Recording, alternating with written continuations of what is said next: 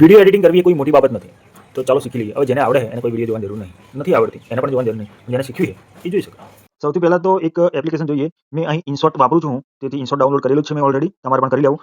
InShot કઈ રીતે વાપરવું એ આપણે જોઈ લઈએ. ઇનશોટ ઓપન કરવાનું અને એમાં ન્યૂ. હવે જે વિડીયો એડિટ કરવી છે એને સિલેક્ટ કરવાની. સમજો કે આ એક સિલેક્ટ કરી મેં.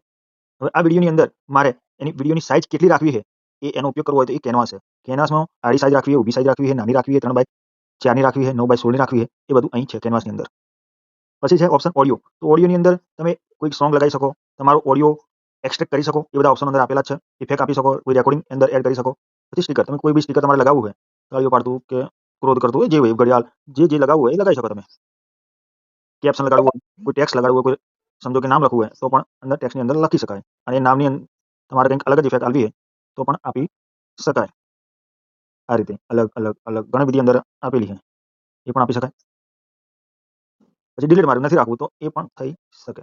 આગળ સમજીએ ઇફેક્ટ. ઇફેક્ટની અંદર ફિલ્ટર પણ છે, એની ઇફેક્ટ પણ છે, એડજસ્ટમેન્ટ છે, આ બધું કરી શકાય. હવે ઓપ્શન છે પીઆઈપી. પીઆઈપીનો મતલબ થાય કે આ વિડીયોની અંદર મારે કોઈ બીજી એક વિડીયો એડ કરવી છે તો પણ કરી શકું. સાથે સાથે બે વિડીયો સાથે ચાલશે, જેનો મતલબ પીઆઈપી છે.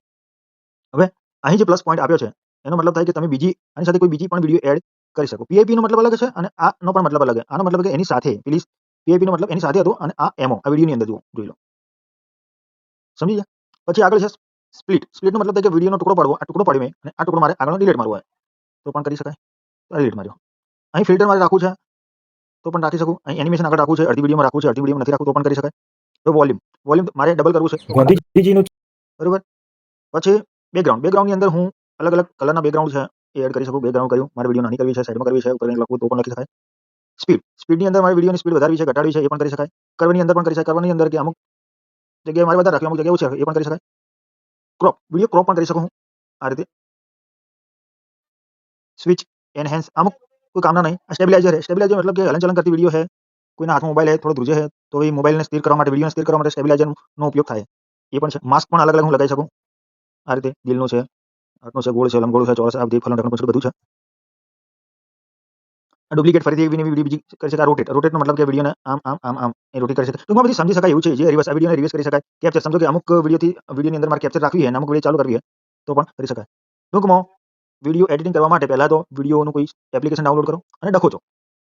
સમજો કે મારી ભૂલ થઈ ગઈ તો અહીં અન્ડુનો ઓપ્શન આપેલો છે આ રીતે, કે આ મારે ભૂલ થઈ ગઈ, મારે બદલાવી તો તમે અન્ડુ કરી શકો. આ અન્ડુ હું કરું છું, જુઓ, બરોબર. તો જેટલી તમે વિડીયો એડિટિંગ કરવાનો પ્રયત્ન કરશો એટલું તમને ઇઝી પડશે. That's it. પછી વિડીયો એડિટિંગ થયા પછી તમે અહીં ઉપર એક્સપોર્ટ કરી શકો. અહીં એક્સપોર્ટમાં ક્લિક કરો તો વિડીયો જે એડિટિંગ થઈ ગયું એ તમને એવી તમારી ગેલેરીમાં આવી જશે. Thank you.